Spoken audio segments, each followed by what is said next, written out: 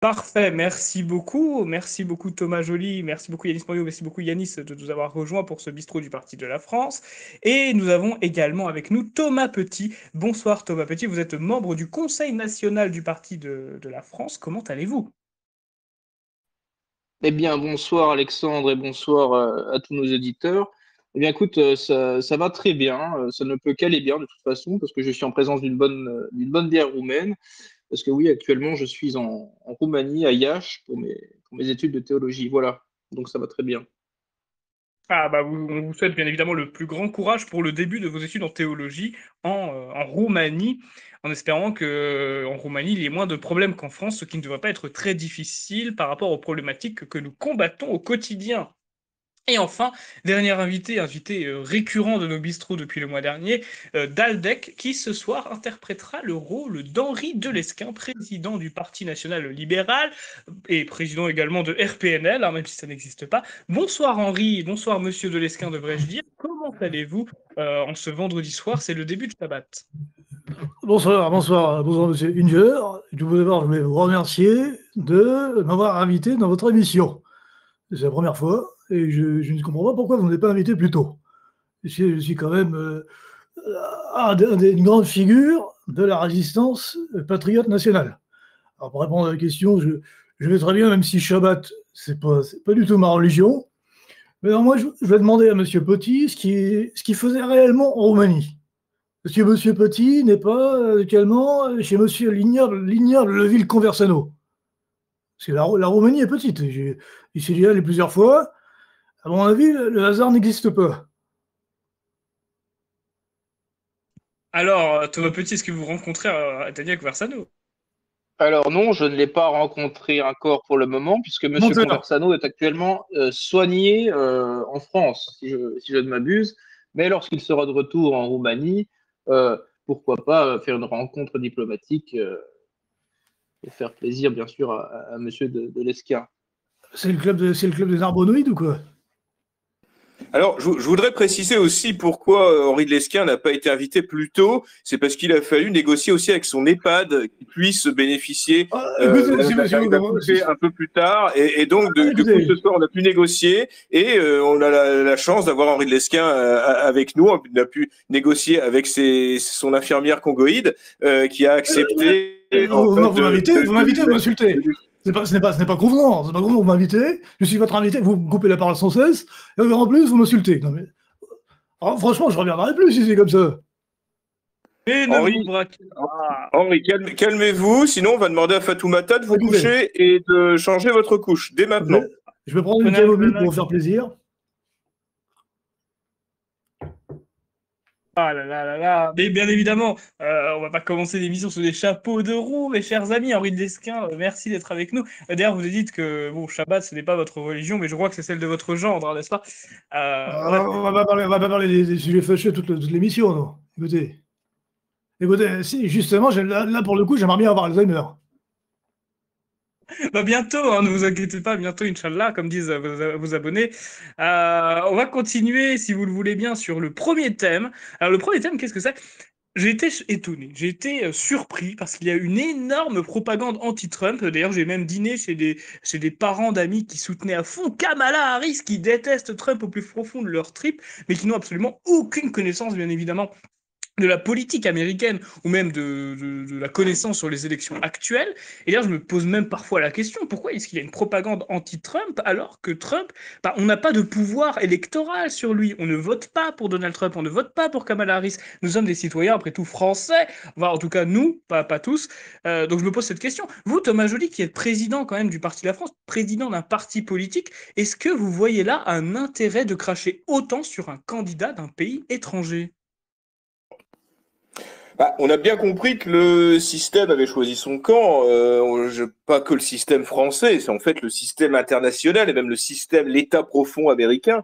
Et depuis 2016, il y a haro sur Donald Trump, voilà, d'une violence inouïe, avec une propagande, mais qui est complètement grotesque à tous les niveaux. Et donc ça fait tout de même, voilà, on y est habitué, ça fait plus de 8 ans, même avant que Donald Trump l'emporte en 2016. Et pourquoi? Parce qu'il représente, en fait, Donald Trump, c'est quelqu'un qui est plus à droite que l'extrême droite française. C'est quelqu'un qui ne prend absolument pas de gants, qui se fout complètement de plaire au système. C'est l'éléphant dans le magasin de porcelaine. Il se fout complètement du qu'en dira-t-on. Il a pris en compte que les médias étaient contre lui. 99% des médias américains, ce sont quasi les mêmes qu'en France et qui ne font que vomir sur Donald Trump. Ça ne l'a pas empêché de gagner l'élection en 2016 et ça l'a peut-être même permis de gagner l'élection puisqu'il a été présenté, il était d'ailleurs le candidat anti-système contre l'État profond. C'est pour ça qu'il a réussi à gagner le cœur des Américains. Et là, actuellement, après 4 ans de présidence Biden absolument catastrophique, évidemment, il faut savoir aussi que le camp républicain n'était pas du tout ravi du retour de Donald Trump. Il n'en voulait déjà pas à l'origine pour l'élection de 2016. Donc en fait, Donald Trump a fait une OPA sur le camp républicain et il a fait aussi une OPA populaire puisque les Américains l'aiment, les Américains l'adorent et il représente un espoir face à la chienlit gauchiste représentée par les démocrates. Alors, ce qu'il faut savoir, c'est qu'on ne le dit pas en France. Alors, ils disent en France, ils sont au coude à coude. En fait, dès que Kamala Harris a remplacé Joe Biden, ils ont dit, ah bah Kamala Harris est en tête. Ils ont essayé de faire croire que. Mais là, en fait, Kamala Harris dévisse complètement dans les sondages. Kamala Harris, en fait, n'a jamais été en tête dans les sondages. Évidemment, le camp démocrate était tout de même rassuré d'avoir Kamala Harris plutôt que d'avoir Joe le sénile, qui était vraiment dans un état qui n'était plus présentable pour la campagne. On l'a vu lors du premier débat avec Donald Trump. Enfin, c'était catastrophique. Et donc, des vidéos, on en avait quasiment tous les jours où il disait bonjour à un lampadaire. C'est dramatique. Et où il mélangeait les noms, il se souvenait même plus du nom de son fils. Enfin bon, bref, il était hors course. Donc les démocrates ont pris ça en compte et après ils se sont dit peut-être qu'avec Kamala Harris ça va donner une impulsion. Mais en fait, ce qu'ils avaient oublié aussi, c'est que Kamala Harris est nulle à chier. C'est une femme noire, imbue d'elle-même et conne comme un manche. C'est-à-dire qu'elle est totalement abrutie. Et en fait, elle dévisse complètement dans les sondages au fur et à mesure qu'elle fait des prestations. C'est-à-dire qu'elle raconte absolument n'importe quoi. Elle est aussi cruche qu'une Ségolène Royal, encore qu'il n'est pas forcément si bête que ça. En fait, en général, Ségolène Royal, je me souviens de sa présidentielle, elle était, elle paraissait plus bête qu'elle n'était. Tandis que Kamala Harris, vraiment, elle est d'un niveau d'une militante à bas QI, quoi. Donc on le voit dans les émissions. Elle se fait même coincer par des journalistes censés lui servir la soupe. Et là, on voit ces derniers temps, c'est absolument dramatique. À chaque fois qu'elle intervient, elle perd des points dans les sondages. Même les Afro-Américains, malgré leur réflexe de solidarité raciale, ont un peu honte de leur candidate noire, soi-disant noire, parce qu'avant elle se disait indienne, mais après elle s'est dite noire, c'était plus payant au niveau électoral. Et donc forcément, c'est Kamala Harris est en train de faire le boulot quasiment toute seule. Là, par exemple, en faisant des propositions d'aide sociale exclusivement pour les Noirs américains. Alors, il paraît que c'est même pas très bien passé auprès des Noirs américains, qui, pour certains, qui ont l'impression d'être pris pour quasiment des handicapés. Et elle a fait aussi une déclaration fabuleuse en disant qu'elle était pour la libération du cannabis et des drogues douces, parce que ça ouvrirait des opportunités aux Noirs. Donc en fait là c'est un CC monstrueux puisque Kamala Harris en gros expliquait que les Noirs avaient été des dealers, quoi. En gros ils allaient pouvoir dealer avec n'importe quoi. Là elle s'est fait avoir là très récemment dans une émission où le journaliste lui explique qu'elle a dénoncé le mur qu'avait fait au Mexique Donald Trump. Et Kamala Harris, a dit oui, il est dénoncé, c'est une idiotie, mais elle dit mais alors pourquoi vous avez continué le mur de Donald Trump, pourquoi Joe Biden, donc et vous-même, vous avez continué de financer le mur et la construction du mur.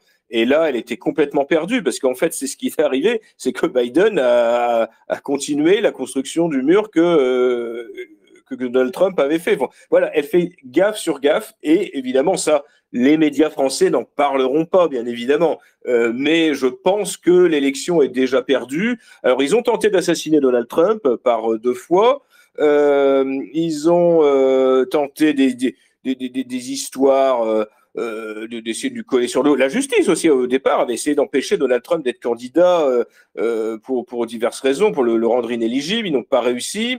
Là, Kamala Harris est incapable de l'emporter, clairement. Et encore, je ne parle même pas des pourcentages, je parle du nombre, parce que c'est des grands électeurs. Aux États-Unis, c'est assez spécial. Chaque État a un nombre de grands électeurs en fonction du nombre d'habitants. Et en fait, quand vous remportez un État, vous remportez tous les grands électeurs. C'est pas ça veut dire que le système est tellement nul, peu démocratique aux États-Unis, qu'un candidat peut faire moins de voix que l'autre et remporter l'élection présidentielle. C'est arrivé d'ailleurs, je crois que c'est arrivé plusieurs fois.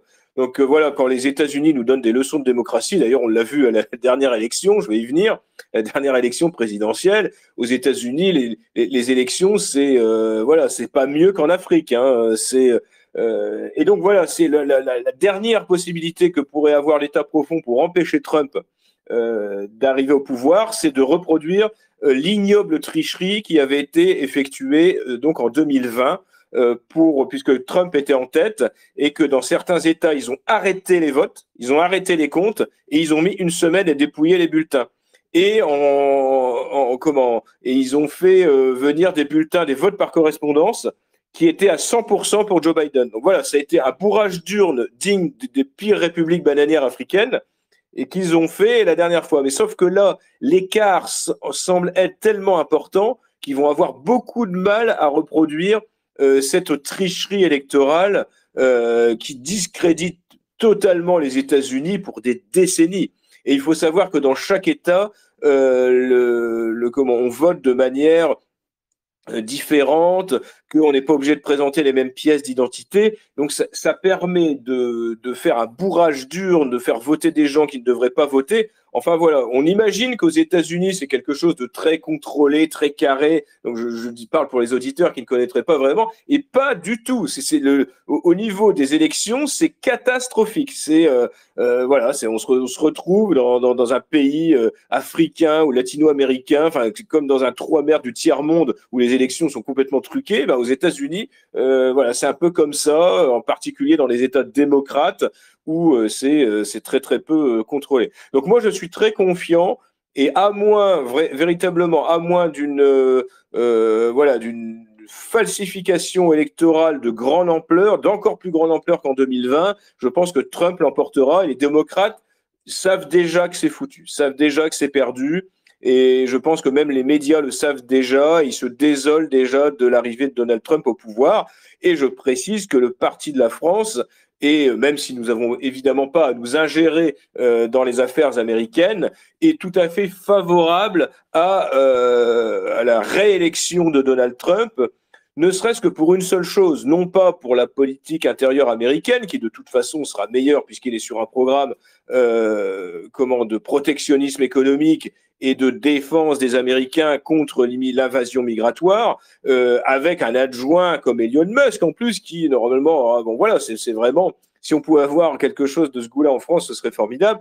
Donc voilà, je pense que c'est très bien pour les Américains, mais c'est aussi très bien pour le monde entier. C'est très bien aussi pour l'Europe parce que Donald Trump n'est pas quelqu'un d'interventionniste.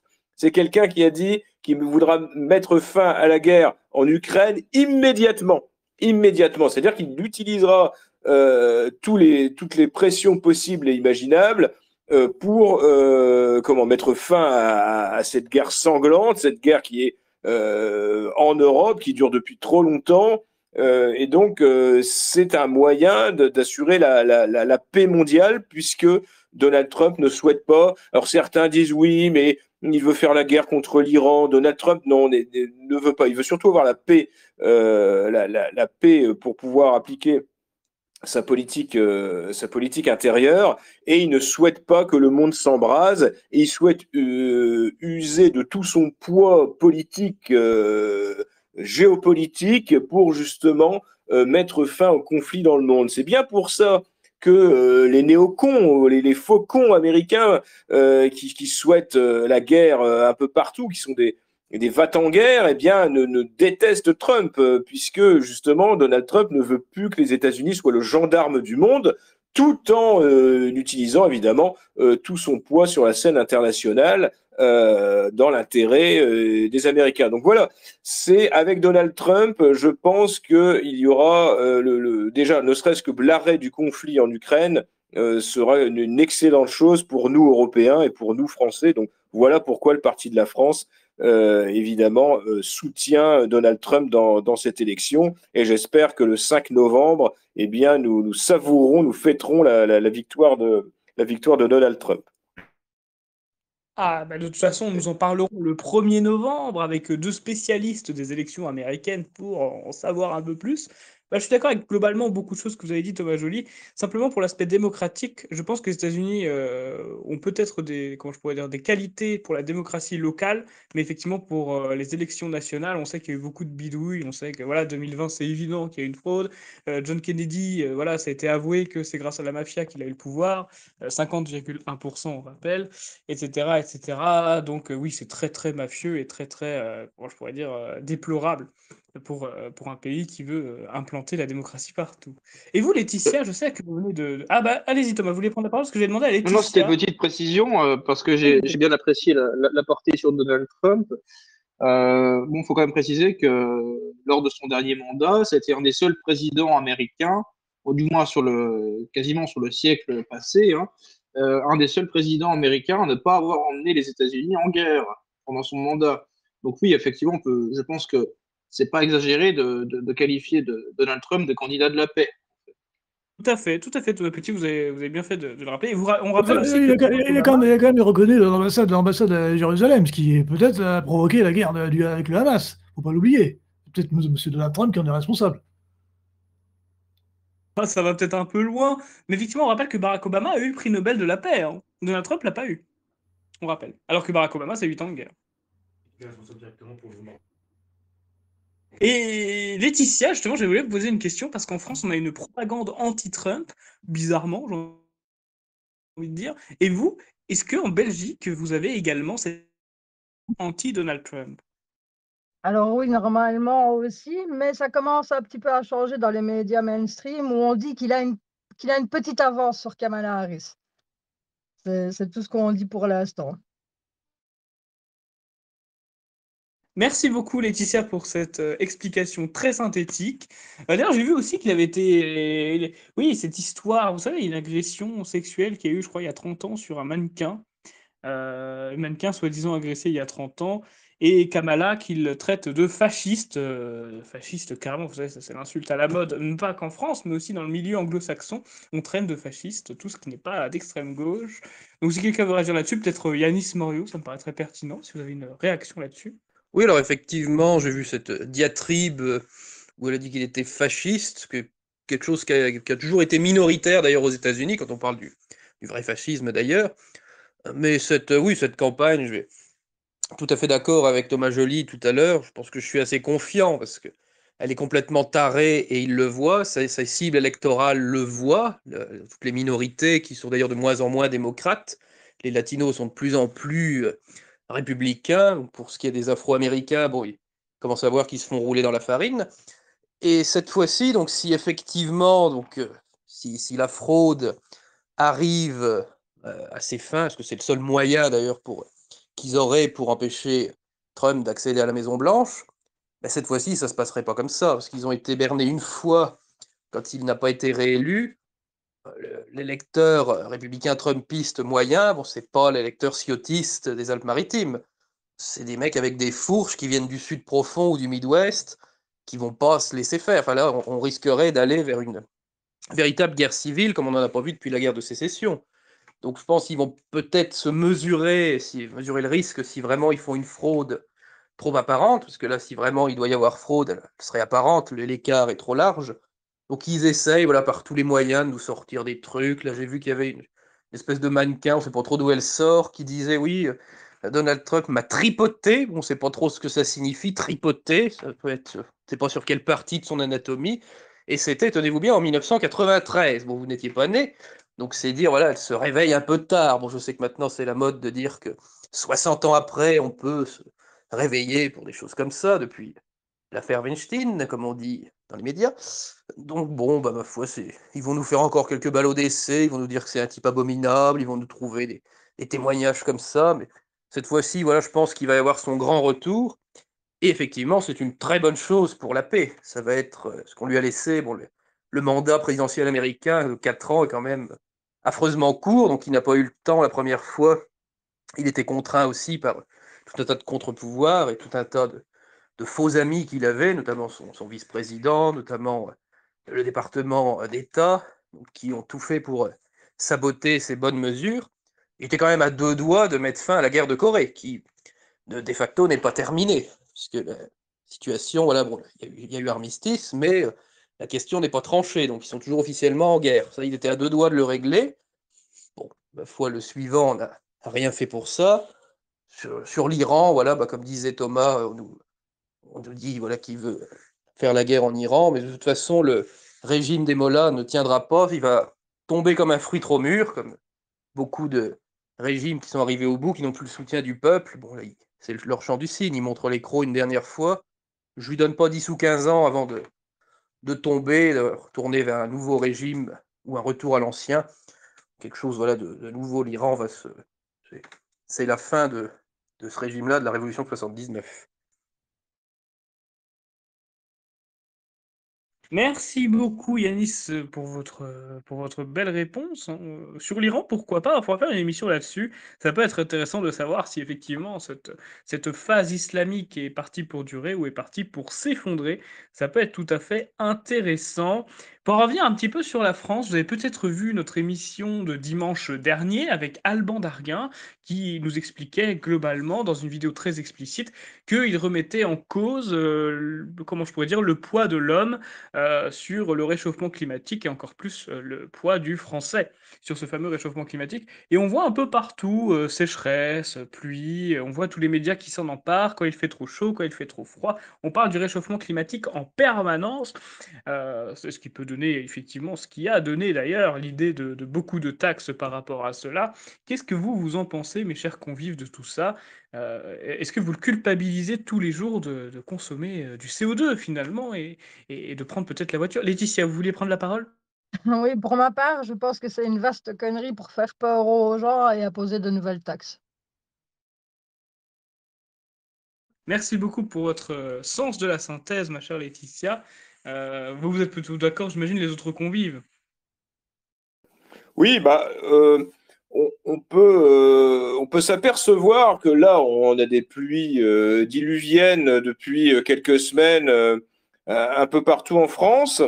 Et souvenez-vous de l'été dernier, on nous parlait de sécheresse, de rareté de l'eau et qu'il allait falloir maintenant rationner l'eau, taxer l'eau. Souvenez-vous, hein, c'était, il y a pas plus d'un. Et là maintenant, parce qu'on nous disait avec le réchauffement climatique, bah voilà, maintenant c'est fini, on va manquer d'eau. L'eau est devenue une ressource rare.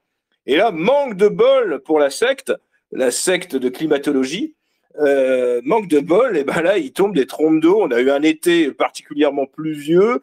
Même avant l'été, il est tombé beaucoup de pluie, à tel point qu'il y a eu des inondations, en particulier dans le Pas-de-Calais. Et là, on s'est dit, ils vont pas pouvoir nous faire le coup de la sécheresse. Et là, manque de bol, à l'automne, il repleut énormément, il y a des inondations un peu partout. Je sais qu'il y a même eu une inondation dans le Sahara. Je sais pas si vous avez les images, mais il y avait des dunes qui étaient inondées. Enfin bon, bref. Et donc, du coup, la secte de climatologie n'est pas en reste dans ce genre de situation qui va complètement à l'encontre de ce qu'ils avaient dit un an avant. Et bien là, ils disent que c'est la faute du réchauffement climatique. En fait, il fait tellement chaud que vous savez, l'eau s'évapore, va dans les nuages et après, il y a des pluies torrentielles. Donc, c'est encore une fois la faute du réchauffement climatique. Voilà, il faut trouver, on nous dit, c'est le dérèglement climatique. Alors, par contre, en général, quand vous leur demandez quelles sont les règles climatiques, là, ils ont beaucoup de mal. Vous savez, c'est un peu comme quand vous demandez à un LGBT non binaire, je ne sais quoi, déguisé en travelot, et vous leur demandez est-ce que vous pouvez me définir ce qu'est une femme? En général, là, il y a un gros bug, erreur 404. Et ben, c'est pareil pour les tarés du climat. C'est quand vous leur demandez, mais attendez, vous parlez de dérèglement climatique, c'est quoi les règles climatiques? Et là, vous allez voir qu'il va partir dans des explications foireuses à n'en plus finir, et en général finir par vous traiter de négationniste et de nazi. Enfin, voilà, souvent, là, c'est le truc qui les fait bugger, c'est de leur demander quelles sont les règles climatiques. Donc là, on assiste encore une fois. Donc, il s'agit de faire peur, vous savez, de faire peur aux gens et de les culpabiliser en disant que bon, maintenant, on peut plus leur dire, ils vont plus avoir d'eau parce que ils en ont jusqu'aux genoux. Donc, on va leur dire que c'est quand même le réchauffement climatique qui est la cause de leurs inondations, que c'est une conséquence logique et qu'ils l'avaient évidemment prévu. Évidemment, le GIEC l'avait prévu. Le GIEC vous annonce que vous allez manquer d'eau et un an après, le GIEC vous dit que vous allez être sous les inondations. Eh bien, c'est cohérent, c'est normal. Non, ils se foutent de la gueule du monde. Alors, alors, ils vont vous dire aussi, attendez, le temps change, voilà, le temps change, c'est pas normal. Regardez, il fait très chaud, puis d'un seul coup, il fait froid, et d'un seul coup, il pleut beaucoup. C'est pas normal. Alors, je vais juste, alors, on leur dit, voilà, mais vous savez, ça s'appelle les saisons. Voilà, en hiver, il fait froid, en été, il fait chaud, il y a du soleil. Mais non, non, non, c'est le dérèglement climatique, c'est le réchauffement climatique. On a affaire à des fanatiques. Pas des scientifiques, à des fanatiques. Ils sont totalement fanatisés. Et d'ailleurs, c'est pour cela que certains voudraient faire passer une législation qui interdit de contester le réchauffement climatique dû à l'activité humaine. Le business est tellement bon pour taxer les gens, pour les culpabiliser, que évidemment, ça les embête que des gens mettent en cause ce nouveau dogme. Merci beaucoup Thomas Joly pour avoir donné l'explication. Henri de Lesquen, j'ai l'impression que vous voulez vous exprimer. Écoutez, moi j'ai regardé la météo encore hier, ils ont annoncé de la pluie à Versailles, et pas une goutte. Pas une goutte de la journée. Alors écoutez, s'ils sont pas capables de prévoir la météo pour le lendemain, comment peuvent-ils prévoir la météo 100 ans, pour 100 ans plus tard, pour le siècle suivant? C'est de la pure idiotie. Allez, il faudrait améliorer nos prévisions météo alors selon vous, mon cher Henri de Lesquen. Alors, après, c'est sûr qu'il y a peut-être un réchauffement climatique, parce que j'ai remarqué que du côté de Versailles, surtout du côté de Paris, les gens sont de plus en plus bronzés. Peut-être qu'il y a un problème avec les UV, je ne sais pas, ou voir le problème ailleurs. Ah, bien vu, bien vu. En tout cas, vous n'avez pas peur que cette sécheresse entraîne une canicule? Vous savez qu'à votre âge, c'est très dangereux la canicule. Que faites-vous pour vous protéger? Ah, écoutez, j'ai brumisateur, j'ai l'air conditionné dans mon château de Versailles, j'ai 2 assistantes, donc ne vous inquiétez pas pour moi, je finirai centenaire. Ah, Oh merde. Ah merde. Vous coûtez cher à l'État français, monsieur Lesquen. Je suis même prêt à parier que j'enterrerai Thomas Joly. Non, mais dans quel état il est déjà? Dans quel état il sera dans 10 ans, dans 20 ans? Non, c'est pas possible. Ordure. Ah là là. Vieille querelle, excusez-moi. Mon père est mort à 99 ans, mon grand-père est mort à 134 ans, donc j'ai une très bonne lignée, excusez-moi. À 200 ans. En tout cas, je suis bien heureux de plus être en France pour payer des impôts et ainsi entretenir des légumes comme Monsieur de Lesquen. Écoutez, excusez-moi, j'écoutais pas, je suis un peu dur d'oreille en ce moment. Sur de la feuille même, on parle de légumes. Non, je disais que j'étais heureux de ne plus payer d'impôts pour entretenir des légumes comme vous. Ah bah, moi aussi j'entretiens des légumes dans mon jardin. Ah oui, bah tout à fait, tout à fait. Brigitte Macron fait ça aussi, je crois, au Jardin de l'Élysée, d'ailleurs, je crois. C'est une activité comme une autre. Et justement, on va parler un peu de politique pour changer, n'est-ce pas? Alors, j'ai beaucoup d'actualités sur la France insoumise, vous savez, notamment autour de l'Assemblée nationale, des amendements rejetés, des propositions de loi, des députés qui font des bêtises. Ah bah tiens, justement, on va peut-être commencer par ça. Alors, le député Andy Kerba de la France insoumise s'est fait choper par les flics en train d'acheter de la drogue à un mineur. Alors oui, non content de la légaliser tout de suite, ils se permettent d'en acheter déjà aux mêmes mineurs. Quelque part, j'ai envie de dire, la France insoumise encourage l'entrepreneuriat dès le plus jeune âge. C'est quelque chose qu'il faut applaudir, à votre avis, mon cher Yanis? Petit problème de connexion, mais je suis de retour. Bon, bah, faut encourager l'entrepreneuriat dès le plus jeune âge, je voulais dire, ou encourager la drogue? Ah bah attends, selon la France Insoumise, les deux peuvent être liés puisqu'ils veulent légaliser la drogue. Et d'ailleurs, ils ont déjà, j'ai envie de dire, ils ont déjà des dealers mineurs. Je salue ce tournant libéral, comme disait Fabius, du programme de Jean-Luc Mélenchon. Voilà, encourager les micro-entreprises de nos jeunes, c'est une très bonne chose. Parfait, merci beaucoup. Je sais pas, Thomas Petit, vous êtes vous êtes, comment je pourrais dire, étonné de ce comportement de la part de la France Insoumise qui est d'acheter de la drogue à des mineurs, je le rappelle? Ah bah non, je suis pas du tout étonné, hein, étant donné que Monsieur Louis Boyard, si je ne dis pas de bêtises, vendait de la drogue lorsqu'il était étudiant. Donc je suppose que ce député-là a acheté sa drogue à Monsieur Boyard et qu'il est un consommateur régulier. Non, plus sérieusement, je pense que tous ces gens doivent être traduits en justice, perdre leur place de député et tout simplement subir une petite convalescence dans un établissement dédié pour tous les drogués, tout simplement. Non, ils n'ont pas leur place dans l'Assemblée nationale, c'est clair. D'ailleurs, ceux qui n'ont pas leur place dans l'Assemblée nationale, alors déjà, j'aurais quand même faire une petite parenthèse, peut-être un petit pic, mais il faut quand même rappeler que les députés de la France Insoumise avaient proposé, je crois, il y a même pas quelques semaines, au même moment d'ailleurs où j'ai ouvert le mien, la suppression du PEA, le plan d'épargne d'action. Vous savez, ceux qui ne veulent pas, j'ai envie de dire, ceux qui n'en veulent pas forcément, qui ont un peu plus d'ambition que d'avoir un livret A un peu faible, même très faible, qui ne couvre même pas l'inflation, ceux qui veulent peut-être un pourcentage de rendement qui soit correct, qui soit décent, et ben eux, la France Insoumise, voulait carrément supprimer le PEA et tous les avantages fiscaux qu'il y avait avec. Donc ça a été refusé. Et aujourd'hui, bonne nouvelle, ils avaient fait une proposition de loi pour augmenter, vous savez, les flat tax, et ça a été refusé aussi. Espérons qu'ils continuent de recevoir des refus comme ça, parce que la France, déjà, est au plus mal économiquement, surtout à l'échelle individuelle, surtout pour les classes moyennes, et ben ça ne peut être que pire si leurs idées sont appliquées.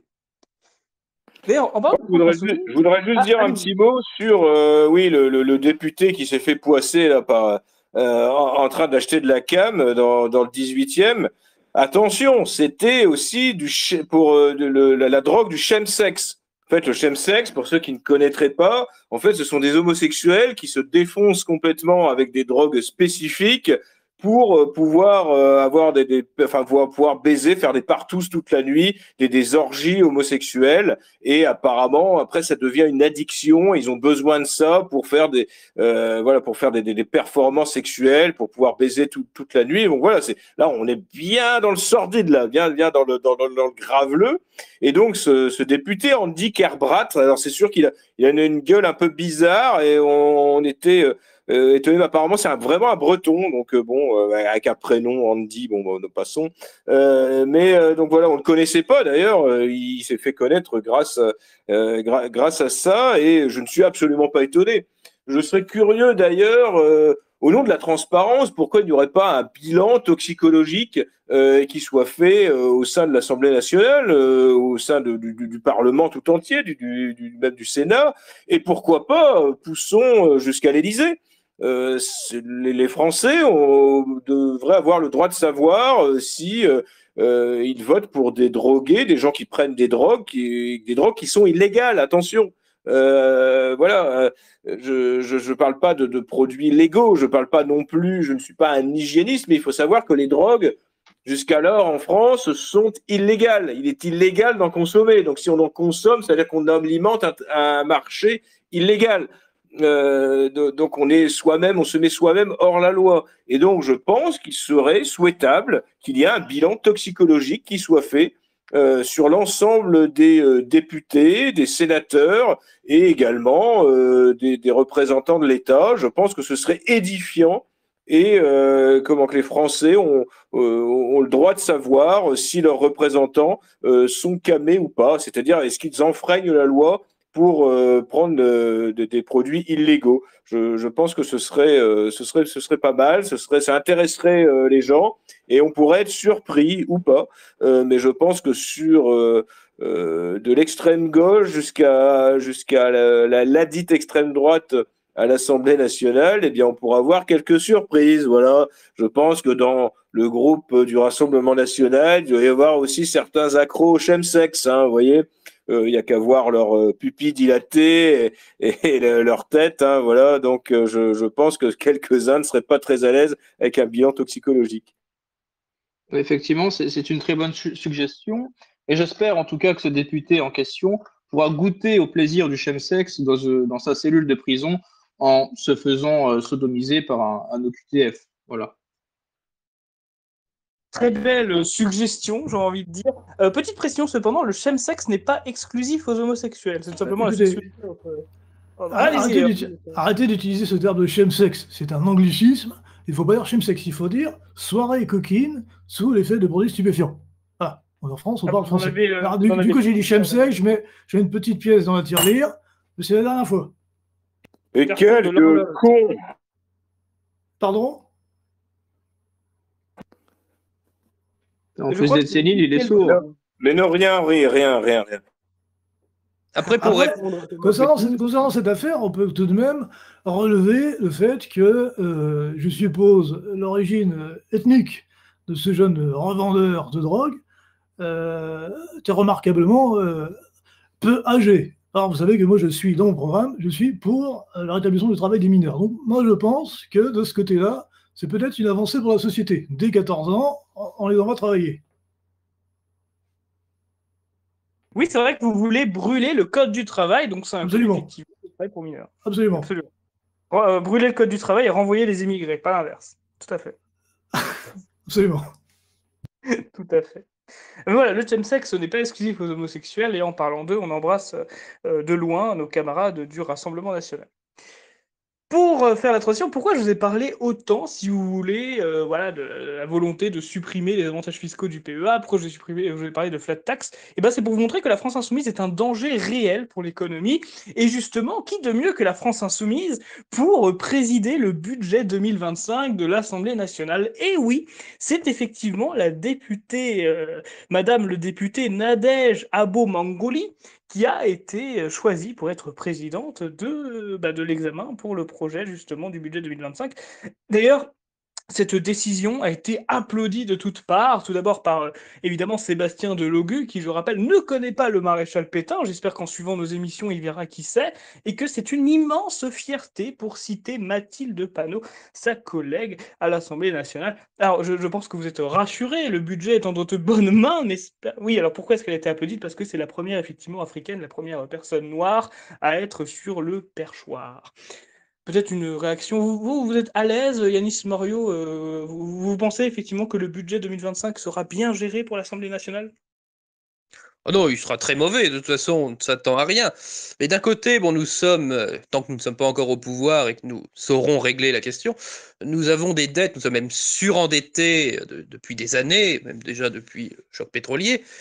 Bon, j'ai envie de dire, voilà, si je dois 20 euros à quelqu'un, je vais être embêté, parce que je me dis, bon, quand même, ça fait un poids. Si je lui dois 200 milliards, bon, d'un moment, tu te dis, bon, bah voilà, t'as plus rien à perdre. C'est aussi ce que disait Jérôme Kerviel. Mais bon, là, on parle quand même des finances de l'État. Bon, c'est sûr qu'elles vont pas revenir, même avec des gens compétents. Bon, il va falloir un peu de temps pour redresser l'économie. Mais alors, avec des guignols pareils, on n'a pas fini de creuser, quoi. Alors, on nous a sorti, bon, on a Mozart de la finance qui est censé être à l'Élysée, on a vu ce que ça a donné. Il vend, il brade tous les bijoux de l'État, notamment le Doliprane. On a Bruno Le Maire, le dilaté, comme on l'appelle dans le milieu, bon, qui va donner des cours d'économie à Lausanne, ça rassure pour les prochaines générations d'économistes. Maintenant, bon, on a son successeur qui est Terne. Bon, de toute façon, on n'attendait pas grand-chose de lui dans ce gouvernement de type 4ème République qui va expédier les affaires courantes. Je pense que le budget, on en parle beaucoup, mais c'est un non-sujet, parce que de toute façon, c'est jamais à l'équilibre. C'est pour faire des mesures qui, de toute façon, vont continuer de nous ruiner, et puis qui sont de toute manière mauvaises. Donc bon, bah, ma foi, on s'amuse du spectacle de l'Assemblée nationale, c'est un peu une commedia dell'arte, ça doit être très agréable même d'être sur place, d'entendre les cris, la fureur, c'est un peu sympathique, c'est comme les combats de gladiateurs, mais en un peu moins viril. Bon, bah ma foi, que dire sur ce sujet? Bon, ça va durer le temps que ça va durer, on va continuer tant qu'on peut, tant qu'on n'est pas en banqueroute, comme la banqueroute à la grecque ou même à la libanaise de ces dernières années, bon, on va continuer de payer ce qu'il y a à payer, mais c'est tout, voilà, ça serait un ménage de Français. Bon, il y a longtemps qu'on aurait été chercher les meubles et la voiture. Bon, là, c'est un État, bon, heureusement, parce que sinon, il n'y aurait plus beaucoup d'États qui tiendraient, à part les pétromonarchies. Mais sinon, bon, que dire de plus, voilà, sur ce non-sujet où ils sortent des mots techniques pour montrer qu'ils connaissent, alors qu'ils ne connaissent rien du tout.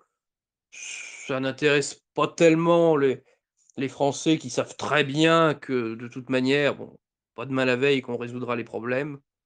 Donc bon, bah, laissons-les faire, laissons-les se chamailler. C'est plutôt pas mal pour le coup que LFI se montre sur le sujet, comme ça on verra leur incompétence. Enfin, quand on veut voir, il n'y a pas pire aveugle que celui qui ne veut pas voir.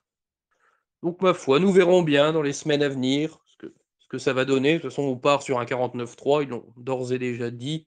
Et puis, de toute façon, ils ne pouvaient pas faire autrement, parce que c'est un cirque permanent. Mais les oppositions en face ne peuvent pas voter le budget, sinon ils se ridiculiseraient. Les autres sont bien obligés d'avoir un budget, parce que sinon, bah, rien ne tient. Donc là, on va vers un 49-3 de circonstances, et les oppositions crieront le spectacle, le cirque Zavata. Alors, Si moi, vous je voudrais pouvez- revenir. Allez-y, Thomas, j'avais fait une précision, mais allez-y.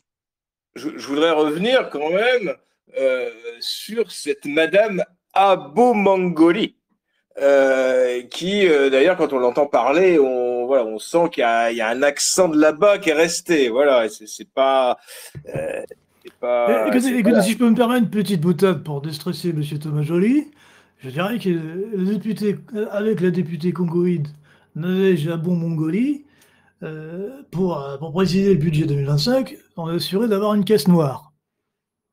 Vous avez compris la blague? Oui, turbo-boomerisme en direct, bravo Henri. Donc je poursuis. Alors Madame Abomangoli, en fait, est célébrée. Alors il s'agit, simple précision technique, elle n'est pas présidente de l'Assemblée, c'est juste que pendant le budget, il y a une présidence tournante, ça s'appelle une présidence tournante, et où il y a différents présidents lors du vote du budget selon les groupes politiques. Donc là, il s'agit du groupe LFI et qui était très content d'envoyer au perchoir une femme noire. Et donc là, célébration de la gauche, célébration de la presse de gauche qui était là, qui pendant 24 heures, 48 heures, voilà, se sont pâmés devant le fait que ce soit une femme noire qui soit, alors pas du tout pour ses compétences, pas du tout pour ses qualités politiques. Non, c'est juste parce que c'est une femme noire. Voilà, c'était la seule chose qu'il fallait retenir, c'est que c'était une femme noire. En fait, c'est une sorte de fétichisation des minorités par le camp progressiste. Ils ne sont plus dans la lutte des classes. Pour eux, c'est dépassé, puisqu'en fait, les ouvriers blancs ne votent plus pour eux, ils votent pour le Rassemblement national. Et donc, du coup, ils ont changé ça en lutte des races. C'est-à-dire que voilà, là, ils brandissent Madame Abomangoli, ils la brandissent comme une sorte de trophée. Voilà, des petits bourgeois blancs ont leur trophée, ont leur femme noire, on dit regardez la femme noire, regardez. Voilà, c'est ça, c'est de ce niveau-là.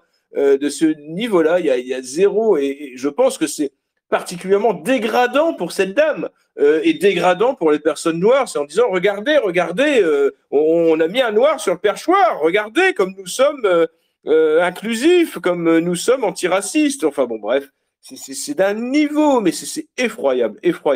Et on a pu voir aussi, je crois que c'était hier, un obscur député martiniquais, LFI lui aussi, réclamait on ne dise plus le travail au noir parce que ça se référait, selon lui, aux personnes à la peau noire, alors qu'évidemment, cet abruti congénital n'a même pas pris la peine d'aller sur Google pour voir l'origine de l'expression du travail au noir, puisque c'était le travail qui était fait de nuit, voilà, c'est dans la nuit noire, et voilà, avec la bougie qu'on allumait pour faire le travail au noir. Enfin bon, bref. C'est incroyable. Et donc, on avait ce député au look, je vous demande à regarder, on aurait dit un sapeur congolais, avec une sorte de catogan, une veste de sapeur, donc avec la présidente de l'Assemblée, Madame Abomangoli. Enfin, c'était une scène, on aurait dit, voilà, une scène d'anticipation avec enfin, quelque chose d'ahurissant. On serait cru vraiment dans un film où voilà, où les Blancs auraient disparu et on aurait des Africains à 80 de QI qui singent les députés dans l'Assemblée nationale, quoi. Enfin bon, bref. Donc voilà, LFI est en train de nous faire un spectacle tellement lamentable, tellement minable, que je pense qu'ils voilà, ils jouent contre leur camp. Dans le sens où même des gens sincères doivent avoir un peu honte de la nullité de leurs représentants qui véritablement confirment tous les clichés que l'on peut avoir sur eux. Donc qu'ils continuent. C'est comme quelqu'un, voilà, comme Sandrine Rousseau, comme Raphaël Arnaud. Continuez, surtout ne changez rien. On entend les votes Rassemblement national qui tombent dans l'urne. Merci beaucoup, Thomas Joly, pour votre réponse. Alors, petite précision que je voulais faire quand même, parce que ça a son importance pour les personnes qui sont intéressées par la finance qui nous écoutent. Ce n'est pas l'argent des Français qui est utilisé pour le budget 2025, et le budget de tous les ans d'ailleurs, c'est l'argent qui est positionné, c'est de l'emprunt sur les marchés financiers, et l'argent des Français couvre à peine l'intérêt que cette dette engendre. Ça peut avoir son importance. C'est pour vous montrer qu'on a beaucoup parlé de la France insoumise ce soir, mais pourquoi? Parce que la France insoumise, si elle arrivait au pouvoir total, j'ai envie de dire, ce ne serait pas qu'un enfer sur le plan social, on ne serait pas que dans une république islamique et transsexuelle et wokiste, on serait également dans une précarité et une pauvreté extrême qu'absolument personne ne désire. On peut être un peu stupide et désirer effectivement une France cosmopolite d'un point de vue très violent, mais personne ne désire la pauvreté précaire extrême. Oui, Henri, j'ai employé le terme cosmopolite, j'espère que cela vous fait plaisir. J'avais oublié d'activer mon micro, excusez-moi. Absolument, je suis content de constater que vous faites partie de ma fan base. Si je dis, j'ai utilisé un anglicisme, je remets une pièce dans le cochonnet. Félicitations, vous apprenez bien l'anglais comme Napoléon en son temps.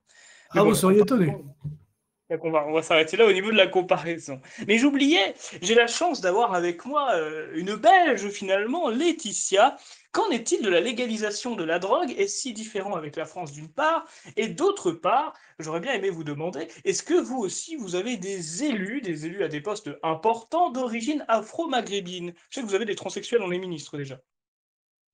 Oui, tout à fait, voilà, j'allais le dire. On a de tout, on a des transsexuels et alors beaucoup du côté de Bruxelles, on a des personnes, des ministres ou des bourgmestres avec des noms d'origine étrangère aussi. Mais par contre, nous sommes toujours en attente d'un gouvernement, nous, hein. Oui, oui, effectivement. Bah, c'est vrai que moi, la Belgique, je fais de temps en temps des émissions avec, vous savez, Von Leiten, Hervé Von Leiten, etc., etc. Donc j'essaie de m'intéresser à la politique belge. Mais bon, parfois, je ne connais plus effectivement le nom de certains ministres. Donc je m'y intéresse comme je peux. Le sujet suivant, je pense qu'on a assez donné d'intention, on a assez donné de crédit, j'ai envie de dire, à la France insoumise pour ce soir. Le sujet suivant, j'aurais aimé vous parler de la cathédrale de Strasbourg. C'est un petit point de détail, mais ça peut montrer à quel point nous sommes dans une forme de sobriété énergétique, dans une forme de précarité économique, parce que le maire de Strasbourg a décidé de ne plus illuminer la belle cathédrale Notre-Dame. J'espère que vous l'avez déjà vue. Moi, je l'ai déjà vue. Elle est extrêmement grande et extrêmement belle à partir de 23 heures. Est-ce que c'est là peut-être un aveu de faiblesse, un aveu de perte de splendeur et de grandeur pour la ville de Strasbourg? Qu'est-ce que vous en pensez, vous, Yanis et Thomas Petit? Je pense que c'est une honte et que tout simplement, ce n'est pas une question d'économie, hein, parce que c'est pas un bâtiment en particulier éteint qui va permettre de faire des économies. Je pense que c'est davantage une décision politique qui vise à assombrir une fois de plus la place de l'Église dans notre culture, dans notre société. Et c'est une attaque supplémentaire contre l'Église, tout simplement. À titre de comparaison, moi qui suis en Roumanie actuellement, ça, c'est impensable. C'est impensable de couper les lumières d'une église durant la nuit. D'ailleurs, les églises sont ouvertes toute la nuit ici, elles sont tout le temps accessibles. Donc non, c'est complètement fou et c'est juste une attaque contre l'église, tout simplement. Il ne faut pas voir ça comme une économie d'énergie ou quoi que ce soit. C'est complètement faux.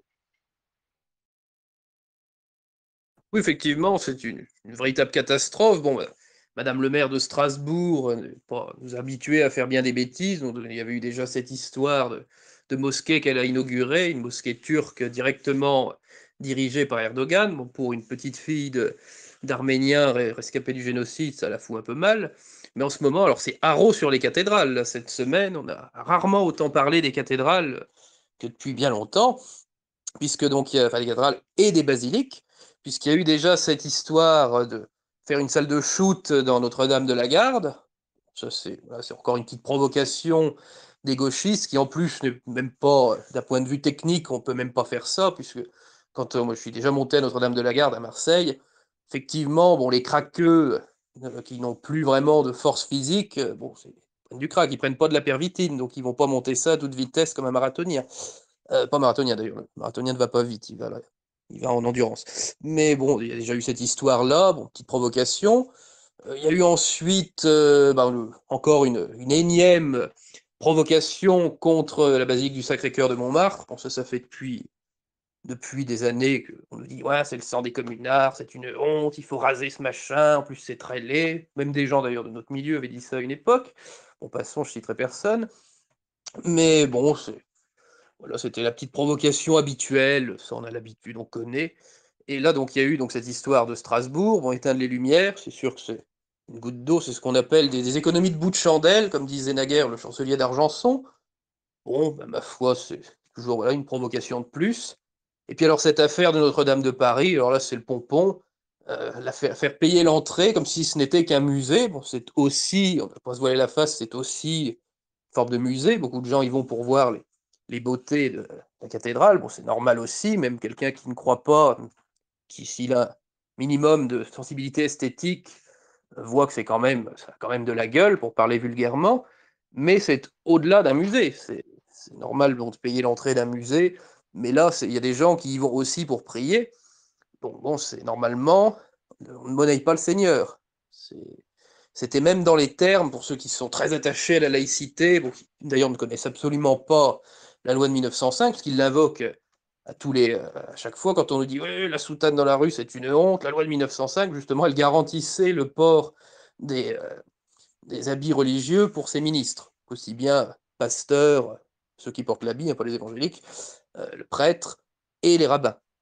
C'est autre chose des imams qui n'existaient pas à l'époque. Et là, on nous sort la loi de 1905 pour dire oui, mais non, justement, il est garanti, et c'est une des seules lois d'ailleurs dans le corpus juridique français où il y a le mot perpétuel, c'est la gratuité perpétuelle de l'entrée des lieux de culte.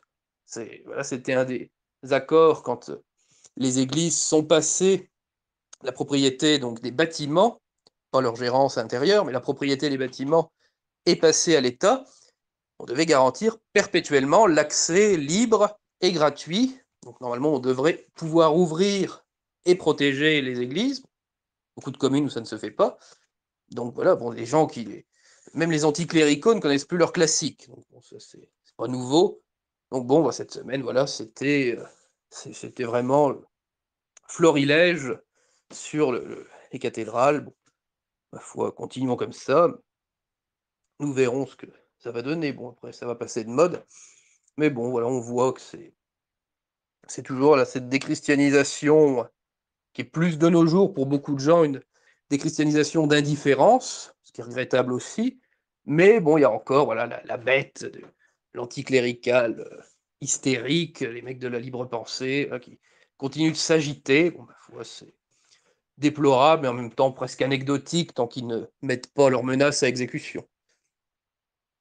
Oui, effectivement. Bah, de toute façon, l'idée de Rachida Dati était pour faire face effectivement au surendettement extrême de Paris et que Rachida Dati, j'imagine qu'elle a une bonne intention parce que son but c'est d'éviter la mise sous tutelle parce que Paris est menacé d'être mise sous tutelle quand même.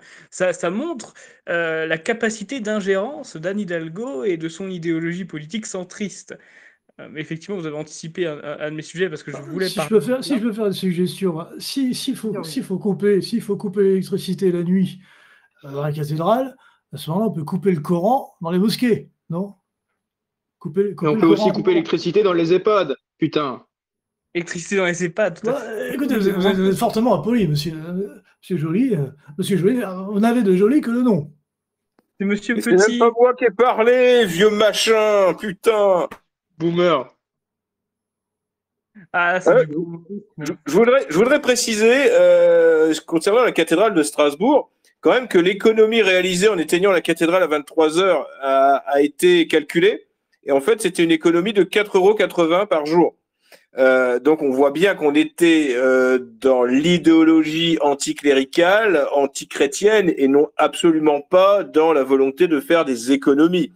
C'est juste voilà la bande d'ordures cosmopolites, bouffeuses de curés, pro-islam, pro-immigrés qui a la mairie de Strasbourg, qui voulaient juste faire envoyer leur petite crotte de nez à la tronche du Christ. Voilà, c'était l'occasion. Ces gens-là haïssent tellement qui ils sont, ce que représente l'identité française, ce que représente notre culture, notre civilisation, que ces gens sont voilà, se sont possédés par un tel ethnomasochisme, une telle haine de ce qu'ils sont, de ce que représente la France, qu'ils seraient même prêts, s'ils le pouvaient, s'ils savaient qu'il n'y aurait pas d'émeute, à détruire cette cathédrale ou à la transformer en mosquée. Ce sont des gens qui veulent véritablement on le voit, alors là, on a l'impression, on dit, ah, bah, Thomas Joly, il est en train de fabuler on parle juste d'éteindre la cathédrale 1 heure ou 2 plus tôt que d'habitude, ou ce genre de choses. Mais non, c'est vraiment, ces gens ont un véritable fond de destruction de ce que nous sommes, de notre société, de notre civilisation, de tout ce en quoi on croit. En fait, voilà, ils veulent déconstruire, ils veulent tout déconstruire. En fait, ça veut dire tout détruire. Ce sont des gens qui ne s'aiment pas eux-mêmes et qui veulent, voilà, ils appellent de faire ça, de faire table rase du passé. Mais on retrouve beaucoup chez ces gens qui se prétendent de gauche, écologistes, c'est véritablement, en fait, les successeurs du communisme qui eux aussi voulaient détruire tout ce qui avait été fait avant, tout ce qui avait fondé les civilisations. Donc, ce sont véritablement des idéologies destructrices, sataniques, qui consistent en fait à nier les identités, à nier les civilisations, à nier même ne serait-ce que l'humanité, même s'ils n'ont que ce mot-là à la bouche. Ce sont vraiment des gens dangereux, mais qui représentent un danger, on va dire, éphémère, puisque ces gens-là, on n'arrive pas à retransmettre un tel désordre psychiatrique, psychologique, une telle haine. On n'arrive pas à transmettre de génération en génération tout cela. Ce sont des gens qui vont s'éteindre, leur lignée va s'éteindre, puisque pour ces gens, faire des enfants blancs est quelque chose d'immonde, de réactionnaire, et donc en fait, ces gens s'éteignent d'eux-mêmes. Voilà, ils sont le bout de course, la fin, la fin de race. Ils sont leur propre fin de race et ils disparaîtront beaucoup plus vite que les gens sains qui, eux, se marient, font des enfants, fondent des foyers et perpétuent leur lignée et leur civilisation. Mais voilà, il ne faut pas s'étonner de toutes ces attaques, puisque leur but est véritablement que notre civilisation disparaisse. Merci beaucoup, Thomas Joly, pour votre intervention de qualité. Mais oui, vous avez tout à fait raison. 4 euros, c'est assez ridicule, 4 euros par jour comme économie pour une ville quand même comme Strasbourg. Et il serait intéressant peut-être de regarder les bilans financiers de l'année dernière et de regarder j'ai envie de dire, combien d'argent est reversé aux associations LGBT, accueil de migrants, etc., et voir si cette somme est supérieure effectivement aux éclairages de la cathédrale de Strasbourg. D'ailleurs, quand même, Strasbourg, j'ai pas les nez dans les dossiers, j'ai pas le nez dans les dossiers, mais je suis persuadé que le marché de Strasbourg, le marché de Noël, attire suffisamment de tourisme quand même pour contribuer financièrement à la beauté de la ville et à la beauté de la cathédrale. Peu importe si le coût était même élevé, mais là, en l'occurrence, il l'aime même pas, donc c'est assez ridicule. Enfin bref, j'avais oublié de parler quelque chose qui est en rapport avec l'Assemblée nationale, parce que ça s'est passé aujourd'hui. Promis, on va pas parler de LFI, on va parler d'un de ses partis plus ou moins alliés, qui est Écologie Les Verts. Une certaine femme que vous connaissez très bien, du nom de Sandrine Rousseau. Thomas Joly, je crois que vous avez eu d'ailleurs une altercation avec elle sur Twitter. D'ailleurs, c'est une femme qui est née le 8 mars, donc la journée de la femme, c'est peut-être ça qui lui a monté à la tête. Mais bon, moi aussi, je suis né le 8 mars, je ne suis pas devenu comme elle.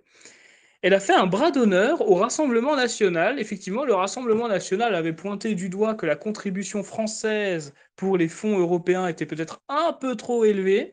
Et Sandrine Rousseau a répondu par un bras d'honneur. Finalement, voilà, c'est une très belle argumentation. Je n'ai pas grand-chose à rajouter. Henri de Lesquen, c'est votre niveau, finalement. Ah non, écoutez, moi je ne fais pas dans la vulgarité. Et cela démontre d'ailleurs que, d'une certaine façon, on n'aurait jamais dû laisser l'hémicycle libre à l'entrée des femmes. C'est une catastrophe. On voit Marine Le Pen, maintenant Sandrine Rousseau, c'est une catastrophe. Il faut revenir à des normes plus républicaines des années 50. Merci beaucoup, Henri Lesquen, pour cette Merci. contribution. Le groupe préféré au Parti de la France. Oui, Laetitia, vous allez dire quoi? Ah bah justement, vous êtes concernée. Là, il est machiste. Ah, pas du tout, madame, pas du tout. Sauf que la place de la femme n'est pas à l'Assemblée nationale, n'est pas sur un siège à débattre de lois qui concernent. Non, un peu sérieux, madame. La question, c'est qui ne l'est pas ici?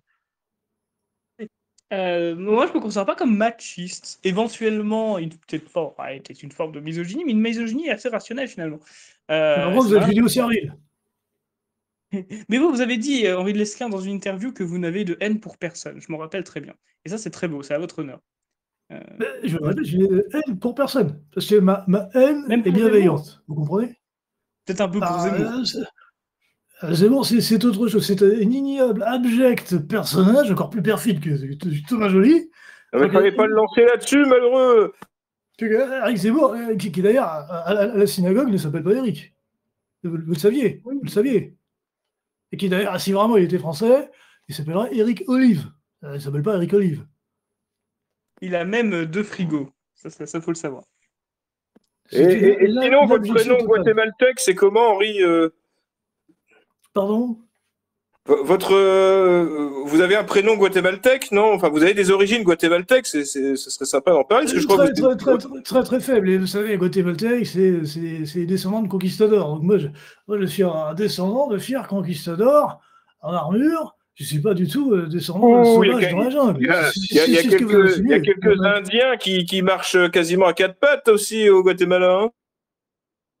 Mais c'est pas cette branche-là, c'est une autre branche. J'ai fait mon test ADN, hein, voilà, je suis rassuré, j'ai 0% de sang indien. Ah, bah très bien, ce n'est pas la même branche. Bon, peu importe la branche, je ne crois pas que nous venons La branche la plus noble. Je voulais dire pour Sandrine Rousseau, là, donc, qui fait un bras d'honneur au député du RN, je ne sais pas pourquoi, mais je ne suis pas certain qu'elle ferait un bras d'honneur au député du Parti de la France, s'il y en avait.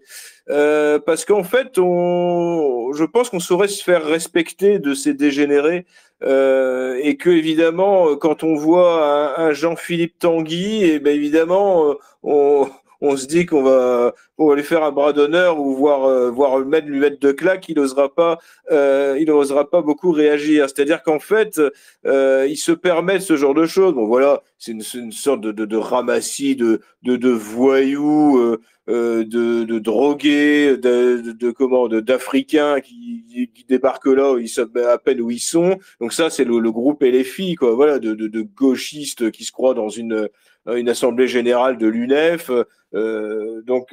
Voilà, il y a tous ces gens-là, mais évidemment, le groupe Rassemblement National veut tellement se normaliser, tellement faire des courbettes à la République, à la démocratie, en disant regardez comme nous sommes respectables, que évidemment, on en arrive à ce que cette espèce de taré de Sandrine Rousseau, dans une sorte de pulsion d'hystérie, eh bien, en pleine Assemblée nationale, leur fasse un bras d'honneur. Et là, qu'est-ce qu'on fait? On couine, on en rappelle au règlement, regardez ce qu'ils m'ont fait, monsieur. Vous saviez, vous avez toujours eu dans la classe un petit, un petit à lunettes, vous savez, qui était toujours au premier rang avec une gueule pas possible, Vous savez, les élèves qui posaient des questions au prof à la fin des cours alors que ça avait sonné, on avait envie de lui claquer la gueule parce qu'il emmerdait le monde qu'on pouvait pas sortir en récré. Ben voilà, les gens du Rassemblement national, c'est un peu ça. Ils ressemblent un peu à ces gens, ces ratés qu'on avait dans les classes qui voulaient se faire bien voir du professeur, qu'on choisissait jamais dans les équipes de foot. Bon voilà, ça ressemble un petit peu à ça. On va surtout être celui qui se fait bien voir du professeur,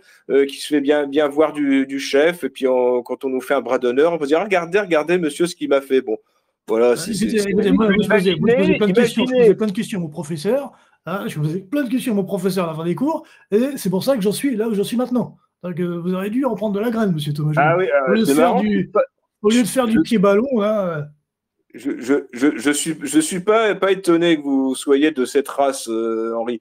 Mais non, mais voilà, ce que je voulais dire, c'est imaginez, vous pensez peut-être que Sandrine Rousseau aurait fait un bras d'honneur à Roger Hollande. Je pense pas je crois pas qu'elle aurait osé faire ce genre de choses. Oui, c'est vrai, c'est tout à fait pertinent. Et justement, je profite aussi d'avoir encore une fois une Belge sous la main, Laetitia, pour vous poser la question, parce que je sais qu'en Belgique, vous avez vos propres tares. Hein. Vous aviez le parti, par exemple, Sharia for Belgium, qui existait il y a une dizaine d'années. Bon, aussi la Belgique, c'est connu pour Molenbeek. Bref, vous avez vos propres tarés extrémistes. Mais est-ce que vous avez également des tarés extrémistes dans le domaine de l'écologie, comme nous avons en France? Alors, je ne suis pas du tout l'écologie. Pour moi, c'est, comme je l'ai dit, c'est une belle connerie. Donc, je ne suis pas du tout ça. Désolée. Merci, merci beaucoup Laetitia pour votre intervention. Ça sera la conclusion pour ce sujet de l'écologie.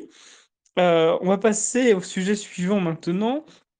Donc Rachida Dati, on en a parlé pour faire payer l'entrée de la cathédrale de Notre-Dame. Et on a un ministre, vous savez, le ministre de l'Intérieur, Retailleau, qui veut fliquer les supporters de football.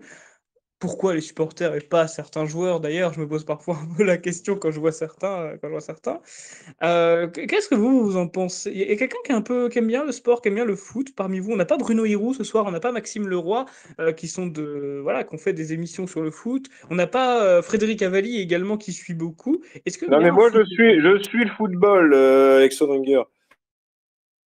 très bien? Donc, je me demande à qui je vais prendre. Je vais donner la parole, bien évidemment à vous, Thomas Joly. Thomas Joly, est-ce que vous pensez que vous devez être fliqué parce que vous êtes un danger en tant que supporter de foot? Alors, il faut savoir pourquoi quand un présentateur chevronné, on prépare bien ses sujets et on essaie de savoir pourquoi Monsieur Retailleau a dit que les supporters allaient être surveillés parce que il y aurait horreur, tenez-vous bien, des chants homophobes dans les tribunes des stades français. Et donc là, c'est une priorité. Alors, on a vu Monsieur Retailleau qui bombait le torse, qui disait vous allez voir ce que vous allez voir, je vais remettre de l'ordre, il y en a marre, faut expulser les OQTF, il y en a assez du grand remplacement. Enfin voilà, quand il est arrivé, il a dit qu'il allait tout casser. Et finalement, il fait comme les autres. Qu'est-ce qu'on va faire? On va s'en prendre aux prolos blancs qui se vont dans les stades de foot et on va mettre des flics derrière eux. Et alors, il a dit, vous ne les verrez pas. Vous ne verrez même pas les flics en règle qui vont mettre des flics en civil qui vont aller surveiller les supporters de foot pour ne pas qu'ils entonnent de chants homophobes. Mais vous voyez la priorité de ce crétin qui essaie de nous faire croire qu'il allait rétablir l'ordre en France. Non, il va aller emmerder Gérard et René qui vont au foot et qui, après avoir bu 2-3 canons, traitent les joueurs adverses de PD. Voilà, et c'est ça le danger en France, c'est les chants homophobes dans les tribunes, des stades de foot. Non, mais c'est hallucinant. Ça veut dire qu'on va utiliser des forces de police pour infiltrer les tribunes de supporters pour regarder si on n'a pas un qui va traiter un joueur de PD. Non, mais c'est impensable, c'est inimaginable, alors que la France est devenue un coupe-gorge, alors que tous les jours, il y a des faits de violence, des crimes inimaginables, qu'il y a partout des règlements de compte à la Kalachnikov, des Français qui se font égorger, qui se font planter, qui se font tabasser. Mais qu'est-ce qu'on va faire? Non, la priorité, c'est ça. Il y a des chants homophobes dans les tribunes, comme il y a toujours eu. Alors, la plus grosse débilité vient de la Ligue ou de la Fédération, je ne sais plus exactement. C'est-à-dire qu'en fait, quand il y aura des chants homophobes qui seront entonnés au stade, qui seront entendus, le match sera arrêté immédiatement et sera donné perdant pour l'équipe qui reçoit. Ça veut dire qu'en gros, il va suffire que des supporters adverses viennent chantent des chants homophobes pour que leur équipe gagne le match automatiquement. Mais n'importe quoi. Mais voilà, c'est le règne de la communauté de l'anus où voilà, il y a des gens qui sont au-dessus des autres et voilà le drapeau LGBT, les dieux LGBT, Dieu LGBT a réclamé qu'on protège, qu'on ne blasphème pas contre l'homosexualité qui est devenue voilà quelque chose au-dessus des autres, au-dessus des lois. On ne peut pas faire la moindre, parce qu'en plus souvent c'est sur le ton de la plaisanterie ce genre de choses. Donc voilà où est-ce qu'on en est arrivé. Donc j'attends avec impatience l'application de cette règle, puisque dès qu'il y aura un chant homophobe, eh bien le match sera arrêté et la victoire sera donnée à l'équipe qui ne joue pas à domicile. Donc on arrive à un stade, c'est complètement ubuesque, et voilà, nous allons être une nouvelle fois la risée du monde si cette règle est appliquée. Et ce que je trouve complètement aberrant, c'est que ça fait des années, des décennies qu'on entend que la police n'a plus de moyens, la gendarmerie n'a plus de moyens, il n'y a pas assez de policiers dans les rues, ils n'ont pas assez d'équipement, mais on arrive quand même à trouver des flics pour les foutre dans des tribunes et faire chier tous les vieux boomers qui scandent des chants racistes, qui sont d'ailleurs qui ont toujours été présents dans le monde du football, hein, qui ont toujours été là, il n'y a rien de choquant. On arrive à prendre des flics pour faire chier ces boomers, et en attendant, dans les rues, il y a des gens qui se font égorger, ou c'est comme, moi ça me rappelle une affaire qui a eu lieu récemment, je pense que ça va vous parler, c'est les fameux militants qui ont été convoqués, mis en garde à vue pour une affiche. Donc on a quand même mobilisé une brigade de recherche, on a mobilisé une dizaine de flics, alors que bon, on sait très bien dans quel état sécuritaire se trouve le pays, mais non, on préfère s'attaquer à des gens qui ne font rien de mal, qui n'ont tué personne, qui n'ont agressé personne, enfin bref, encore une fois, ça démontre bien les priorités de notre gouvernement. Oui, tout à fait. D'ailleurs, je voulais réagir, Thomas Joly, mon cher. J'ai bien évidemment préparé le sujet, mais je ne voulais pas vous enlever du temps d'antenne. Et j'ai tellement bien préparé, d'ailleurs, que j'avais eu cette conclusion, puisque il y a 10 ans, c'est parce que ça date pas d'hier, hein, de vouloir limiter ou traquer des supporters de football pour homophobie. Il y a à peu près 10 ans, il y avait Marseille, les supporters de Marseille, qui avaient crié Paris, Paris, on t'en bip. Je bip manuellement pour éviter les censures YouTube. Non, Et mais c'est le ben, bistrot du PDF, on peut dire les mots ici, c'est un des derniers espaces de liberté, donc voilà, tu peux dire les mots, même, Ouais. bon voilà, si je sais pas, ça te rappelle peut-être de mauvais souvenirs, mais disons les mots, Ah, c'est non, non. les derniers endroits où on peut le dire. Très bien, vous avez trop bien compris, de toute façon, le mot, pas besoin de faire preuve de lourdeur là-dessus. Et il y avait eu justement cette attaque pour homophobie, pour cette même insulte, alors que c'est un slogan qui, voilà, c'est un slogan qui est employé depuis des dizaines d'années, au moins depuis Bernard Tapie, puisque c'est Bernard Tapie qui a créé cette fausse rivalité entre l'OM et le PSG, vous savez, pour vendre plus de places. Désolé pour ceux qui l'apprennent ce soir. C'est pareil d'ailleurs pour tous les clans rivaux, hein, vous savez, Lens, Caen, puisque je suis pas très loin, c'est une rivalité factice également. Bref, dans le Lance-Camp, sport, je la connaissais pas, celle-ci. C'est pas Caen, Lance-Lille. pardon, Lens et Lille. comment? Lance contre Lille. Entre Lille, voilà, cette rivalité aussi, elle est factice. Ça, Bref, toutes les plus, rivalités des clubs de sport. c'est plus réaliste pour le coup. Il y a vraiment une rivalité sociale, même entre les deux villes. Bah, tout à fait. Bon, en tout cas, l'OM Paris, bon, c'était pour vendre des places plus chères, pour stimuler la demande.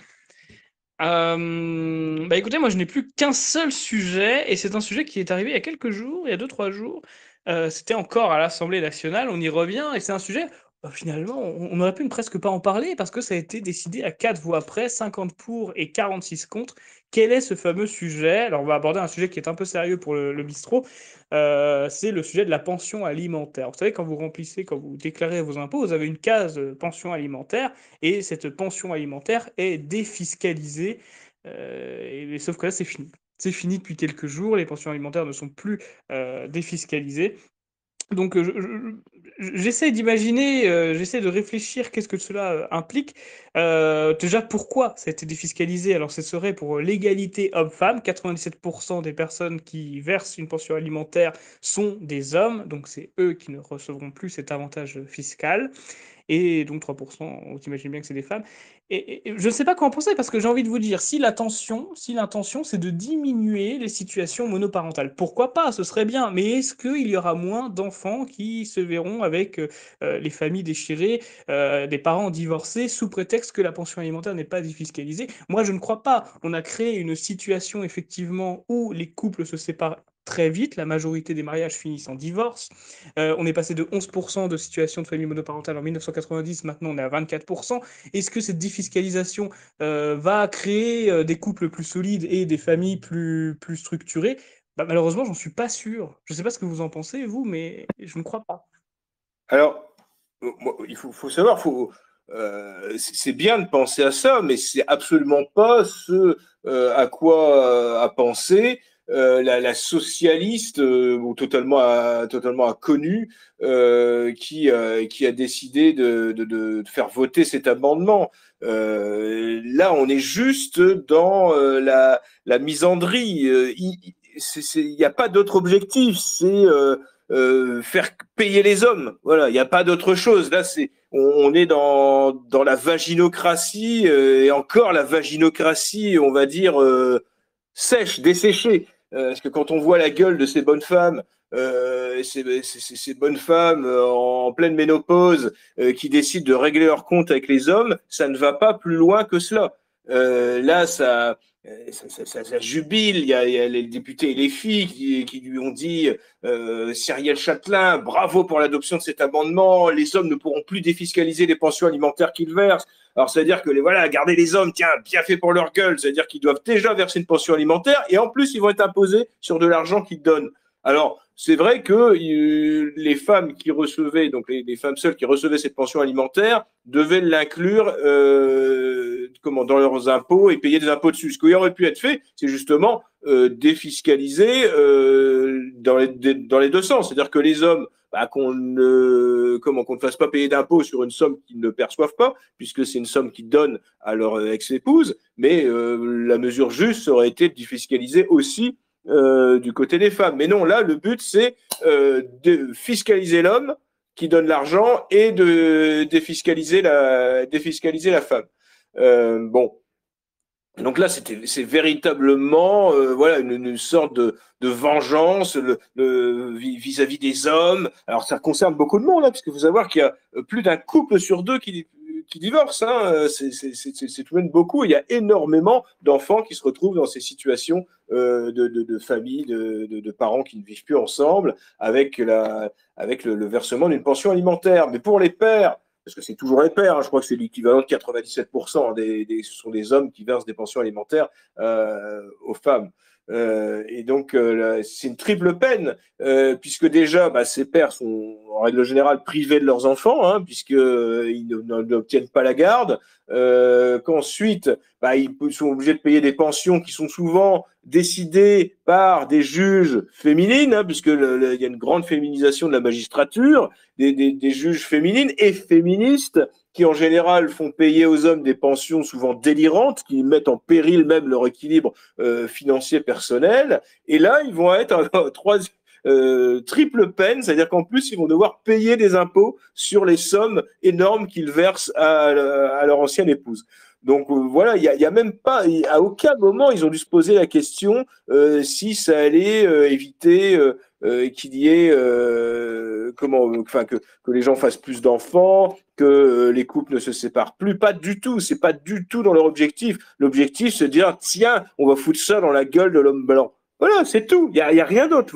C'est chez ces bonnes femmes hystériques, il n'y a absolument rien d'autre à chercher. Il n'y a pas d'autre arrière-pensée que celle-ci. C'est dire tiens, on va. Et puis là, elle se félicite toute en disant ah tiens, t'as vu les hommes, ah bravo, t'as bien fait. Enfin, c'est de ce niveau-là. C'est un sorte de club de féministes où on se masturbe dès qu'on a fait payer les hommes, qu'on a fait les petites vengeances des hommes. Évidemment, quand on voit la gueule de ces bonnes femmes, on comprend qu'il y ait une certaine amertume vis-à-vis des hommes parce que on se doute bien que quand même quand elles étaient plus jeunes, c'est pas elles qui se faisaient draguer par les beaux mecs. Hein. C'est certain que voilà, quand on voit Mathilde Panot, quand on voit Madame Simonet, quand on voit Ercilia Soudé, évidemment, on se doute bien que c'était pas les reines du bal hein, avec qui tout le monde avait envie de sortir. Donc voilà, c'est cette amertume, cet esprit revanchard vis-à-vis des hommes, ce sont souvent le fait de grosses ou de moches ou de bonnes femmes imbaisables qui évidemment prennent leur revanche sur les hommes. Hein. C'est regarder souvent, alors c'est pas pour faire une généralité sur le physique, mais regardez les gueules de ces bonnes femmes et vous comprendrez tout à fait qu'elles veulent une revanche sur la vie qu'elles n'ont pas eue, elles sont jalouses, elles sont mauvaises, avec l'âge en plus elles deviennent de plus en plus agressives et on aboutit à ce genre de choses. Alors le pire c'est qu'elles pourraient ruminer leur rancœur dans leur coin, mais malheureusement, il se trouve qu'elles arrivent à faire passer ce genre de mesures, mais qui pourra être balayé lors du vote du budget si le 49.3 est utilisé, c'est-à-dire qu'en fait les amendements sauteront et il faudra voter le texte brut qui aura été décidé par le gouvernement, puisqu'il mettra en jeu le fait de son existence s'il utilise le 49.3. Donc peut-être que cet amendement qui a été voté, alors je serais curieux de savoir ce qu'a voté le Rassemblement national, mais parce qu'on sait que sur les questions sociétales, ils sont en général très à la remorque de la gauche, hein, Marine Le Pen en tête. Donc je ne sais pas trop ce qu'ils ont pu voter là-dessus, mais il faut savoir que ça peut sauter encore. Donc voilà, pour les pères qui malheureusement sont divorcés et qui payent des pensions alimentaires astronomiques, eh bien il n'est pas encore certain que ces sommes seront soumises à l'impôt. Bah, Oui, malheureusement, dans un premier temps... Ah, bah allez-y, je fais juste ma transition et je vous donne la parole. Non, mais c'est un petit rebondissement, mais effectivement, on est... Il y a un manque de Vas-y. communication partout de la France. Je fais ma transition et je te donne la parole, Thomas. Oui, je disais effectivement, dans un premier temps, j'ai pensé à de la misandrie pure, voilà, une politique anti-homme, surtout que le titre s'appelle quand même Égalité homme-femme. Après, j'ai quand même cherché, peut-être un peu candide de ma part, mais j'ai essayé de me dire que ça partait d'une intention bienveillante, mais il y a peu de choses bienveillantes de ce camp-là. Thomas, vous avez la parole. Non, mais c'est vrai on fait face à un féminisme anti-patriarcal maladif, mais pour continuer dans la folie de la gauche, je ne sais pas si vous avez vu récemment le fond de chiottes qui est Émeric Caron, le député hein, de LFI, veut réduire les impôts des propriétaires de chats et de chiens, donc par un crédit d'impôt hein, qui s'élève à 30 € par animal et par mois. Hein. Donc je ne sais pas si vous vous rendez compte, on a quand même approximativement, on a 10 millions de chiens et 8 millions de chats en France, hein, qui sont recensés en tout cas. Donc, ça fait beaucoup d'argent, donc à peu près 6,5 milliards d'euros. Donc, je ne sais pas si on se rend compte de la folie qu'ils proposent. Alors que la France est endettée, ils veulent nous pondre un crédit d'impôt pour les propriétaires d'animaux. Enfin, je trouve que c'est une folie. Je ne sais pas ce que vous en pensez, mais... Alors, je ne sais pas si. Allez-y, Thomas. Je ne sais pas s'il était prévu d'en parler ou pas. Il faut quand même parler du possible retour de la taxe d'habitation. C'est-à-dire que donc Emmanuel Macron, en 2017, a décidé de supprimer la taxe d'habitation. Alors, ça s'est fait au fur et à mesure des années, ça ne s'est pas fait immédiatement, mais effectivement, elle a été supprimée définitivement en 2023, même si la plupart des particuliers n'en payent plus depuis sur leur résidence principale depuis un certain nombre d'années. Et donc, qu'est-ce qu'on a vu? Évidemment, les collectivités locales incapables de se serrer la ceinture, qui ont toujours une administration, une bureaucratie pléthorique, un nombre de fonctionnaires pléthorique, puisque vous savez que la décentralisation, ça n'a pas fait que des fonctionnaires d'État sont devenus des fonctionnaires territoriaux. C'est qu'en fait, chaque collectivité a embauché à tour de bras, de manière très clientéliste aussi d'ailleurs, donc pour faire à chacun avec un enchevêtrement de compétences et des doublons avec entre les communes, les communautés de communes, le département, le conseil régional, plus les services de l'État. Enfin bon, bref.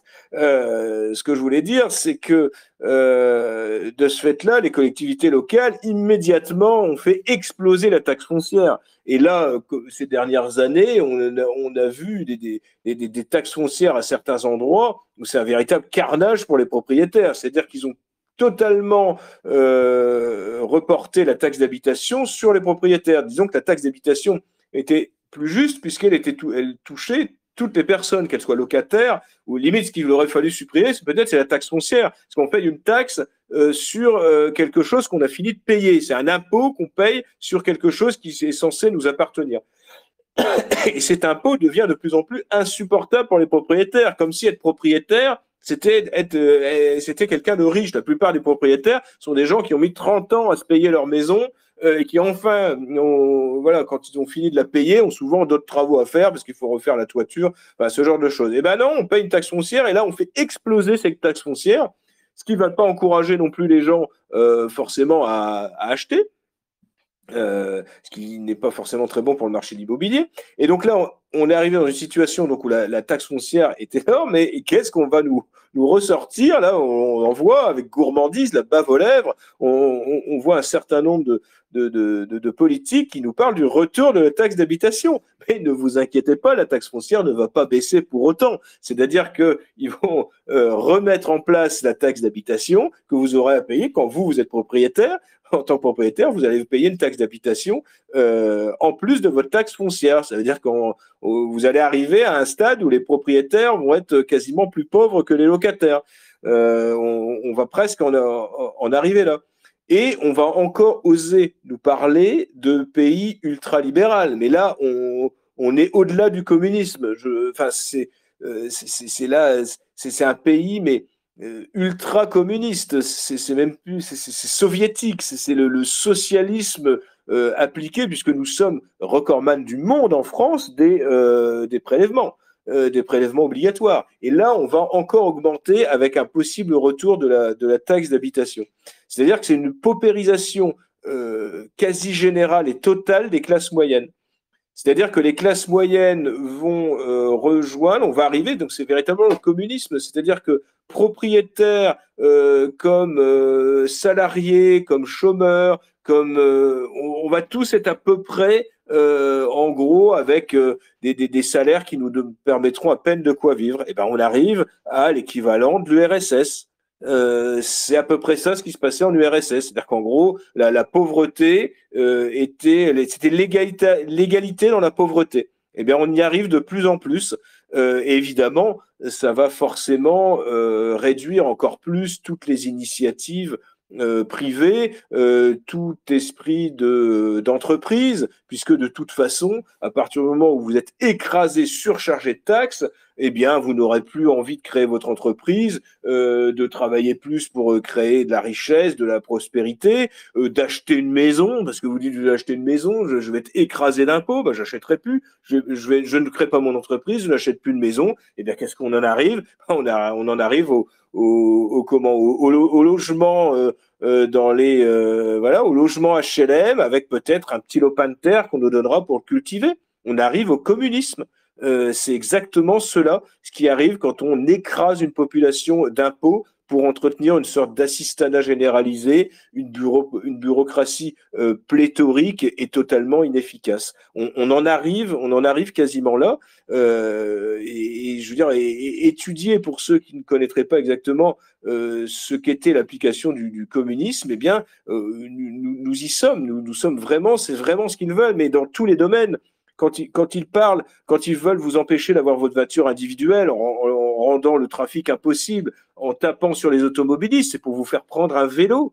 Ils veulent également les villes un quart d'heure, c'est-à-dire vous serez à un quart d'heure de votre supermarché vous serez à un quart d'heure de votre école, un quart d'heure de votre travail, un quart d'heure de votre médecin, donc pour pas que vous bougiez beaucoup.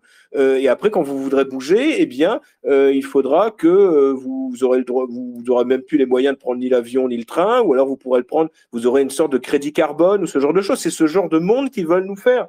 Je vous jure que tout ceci est lié. Ils veulent véritablement instaurer une sorte de néo-communisme vert au nom de la transition écologique, avec pour nouvelle religion l'angoisse climatique. Je vous jure que tout cela, c'est pas une théorie de complotiste, c'est véritablement cette société qui vont vouloir nous imposer quasiment, et en vous incitant à ne pas avoir d'enfants, et en vous incitant également à vivre dans des logements de plus en plus petits, à manger des insectes. Voilà, vous allez dire, Thomas Joly pète les plombs, on est en train de tout mélanger. Je vous jure que tout ceci, c'est une société comme ça qu'ils veulent nous imposer en nous culpabilisant à longueur de temps et en arrivant à cette aberration de revenu universel où les gens toucheront la même chose qu'ils ne travaillent ou qu'ils ne travaillent pas, quoi qu'ils fassent comme métier. Donc là, on en arrivera au paradis communiste, et vous savez très bien comment ça s'est terminé dans les pays qui ont dû subir le communisme.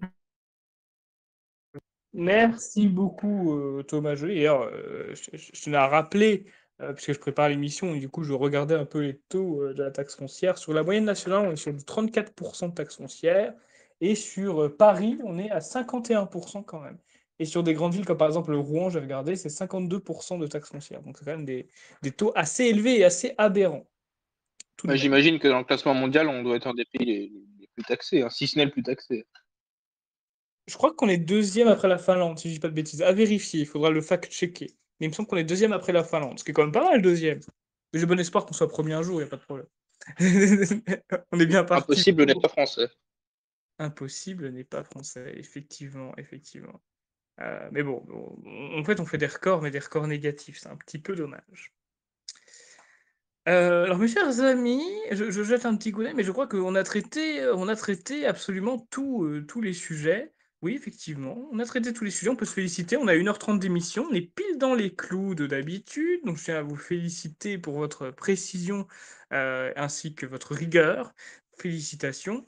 Merci beaucoup, Thomas Joly. Merci beaucoup, Henri de Lesquen. Je pense que c'est un peu bizarre de dire ça d'affilée, mais pourquoi pas. Merci beaucoup, Laetitia, Yanis Morio et Thomas Petit pour vos interventions de qualité.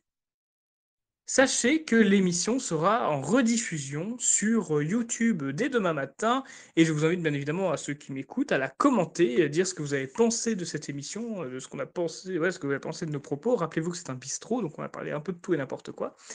Sachez que dimanche à 15h, vous pourrez retrouver une émission qui sera animée principalement par Jean-Claude Rollina, qui nous parlera de son livre qui parle du conflit israélo-palestinien. Et la semaine prochaine, le 1er novembre, nous ferons une émission spéciale élection américaine avec Arnaud Mille et Maxime Morlon. Je vous souhaite à tous une très bonne fin de semaine et prenez soin de vous. Au revoir. Au revoir. Au revoir. Au revoir.